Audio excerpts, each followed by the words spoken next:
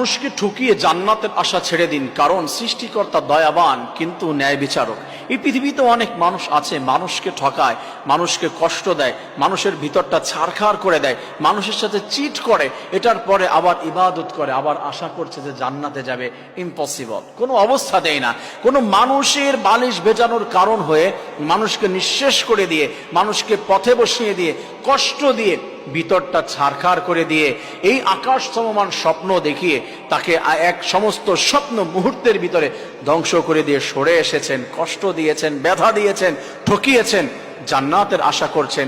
হায় রে, আপনার মতো বোকা মানুষ তো এই পৃথিবীতে আর কেউ হতে পারে না। মনে রাখবেন, সৃষ্টিকর্তা অবশ্যই দয়ালু কিন্তু ন্যায় বিচারক। আপনি কাউকে ঠকিয়েছেন, এই দুনিয়াতে আখিরাতে আল্লাহ তাআলা আপনাকে ঠকাবে, 100% ঠকাবে, কোনো অবস্থাতেই না। আল্লাহ বলছে, তুমি যদি কাউকে একবার ধোঁকা দাও